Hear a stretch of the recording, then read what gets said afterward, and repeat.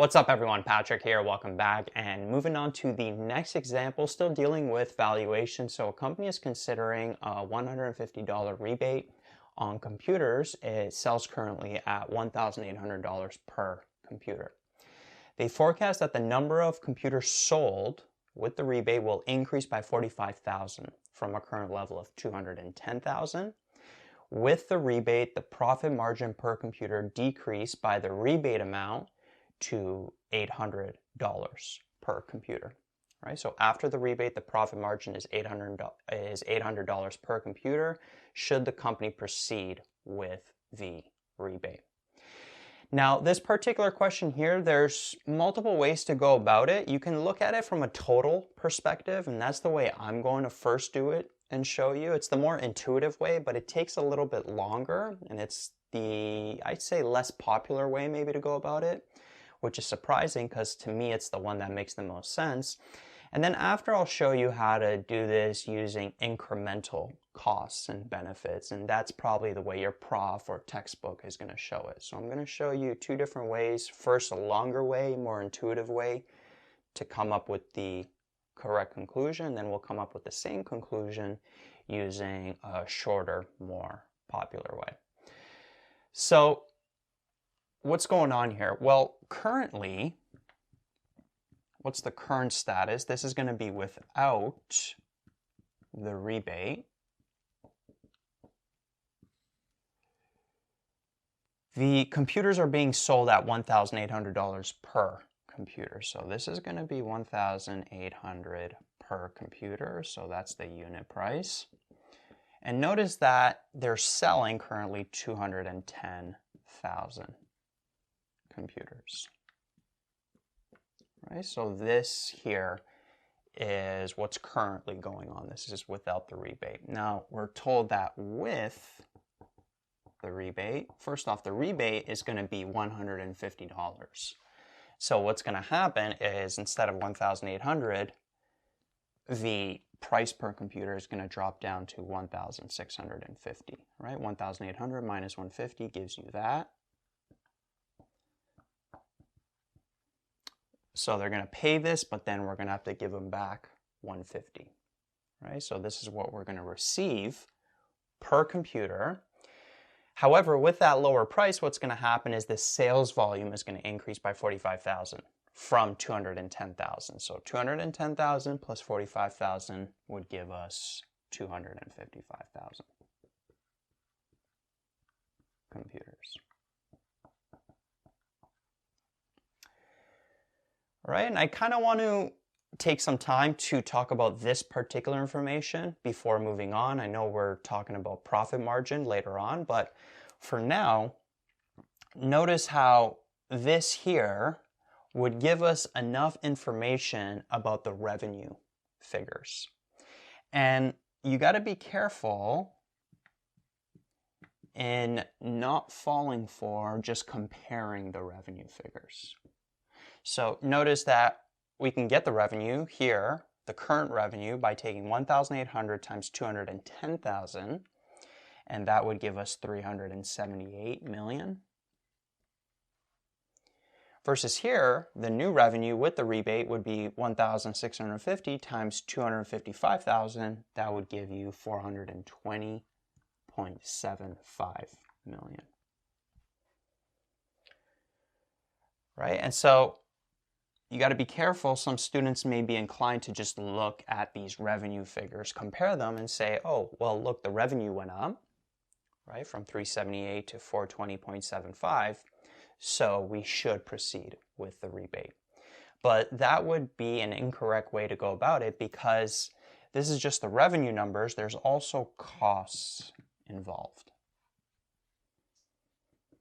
And with the rebate, there's going to be more costs. We have to market the rebate. And not only that, but notice that the volume sold is going to go up, which is probably going to take more operating costs to run as well. Right? So the costs here are going to go up too. So you can't compare the revenue figures. You have to compare the profit figures for both scenarios. right? And we have enough information to do that. We'll get to that in a sec, but I just kind of wanted to go over that first. You don't want to compare these two amounts. You want to compare the profit amounts. That's a common mistake that can come up. So that's what I mean from a total perspective. We're going to get the total profit here, the total profit here, and then compare those numbers. And then after, I'll show you how to do it in a different way, an incremental way. So notice that if we keep reading the question, we are given information about the profit margin. We're told that with the rebate, the profit margin per computer decreased by the rebate amount to $800 per computer. So the profit margin per computer with the rebate is $800. Now we're also told that the profit margin decreased by the rebate amount. The rebate amount is $150, so it decreased to $800. So what was the profit before? Well, it was 800 plus the 150, so it was 950 per computer over here without the rebate. And so if you want to get the total profit, what you can do is just take those profit margins per computer and multiply it by the number of computers that were sold. Okay, so if we take 210,000, multiply it by 950, we would end up with 199.5 million, or 199,500,000. You know what? Let's since this is going to be the final number we're going to be dealing with, let's not round it. Right? So that's going to be the profit here, versus with the rebate, 800 profit per computer times the 255,000, that would give us 204 million.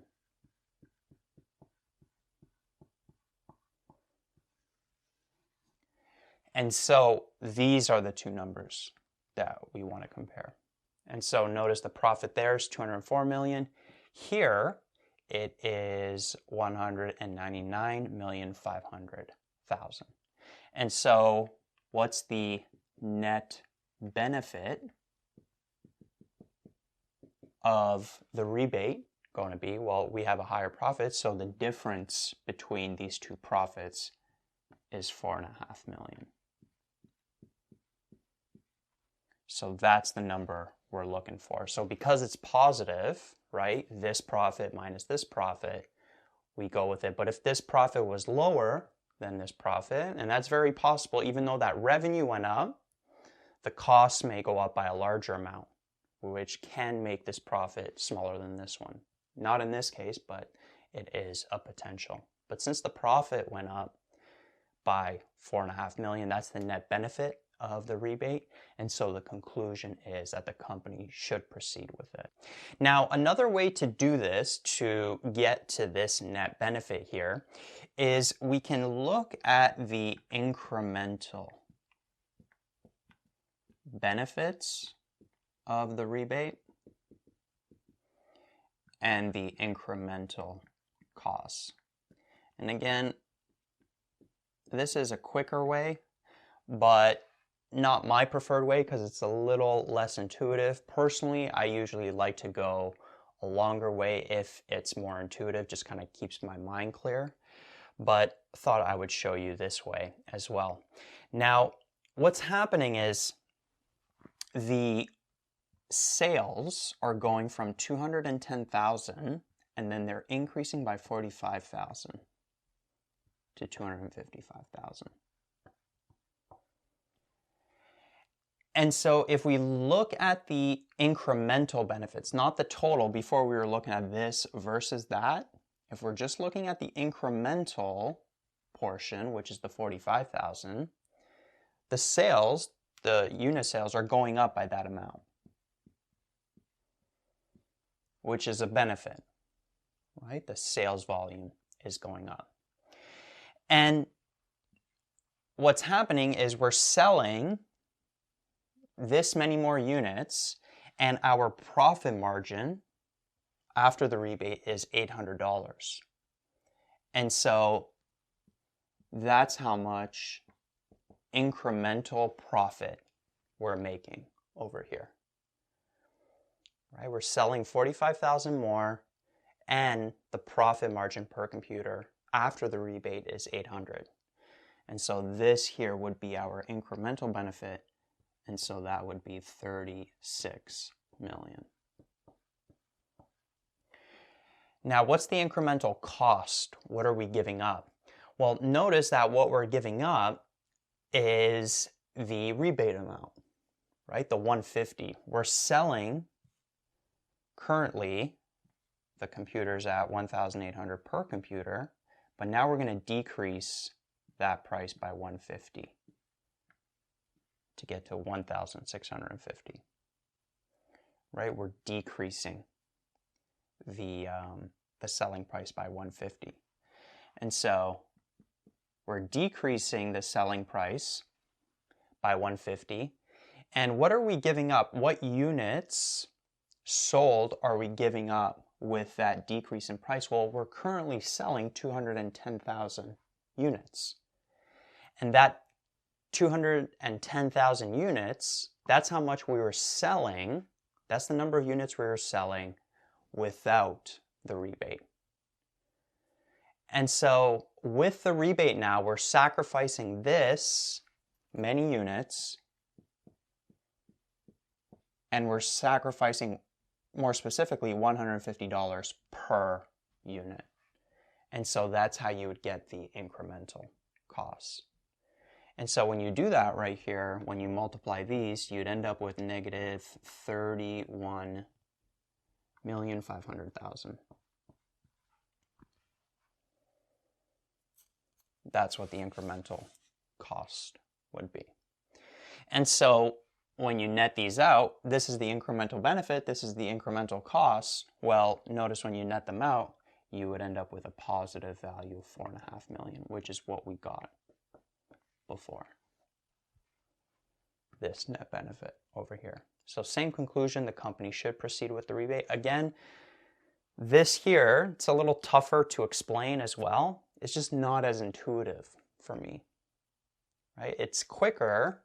Getting these numbers was a little quicker, but with the other way, just looking at the total income statement, the revenue, costs, and then the profits, comparing the two profits versus going about it this way, I feel like comparing the total profits is more intuitive and easier to understand. But whichever way you go about it, you should get those same values. And again, your textbook, your prof may go through it like this, so it did want to show you the method of how to get those incremental benefits and costs. But whichever way you do it, the conclusion is the same.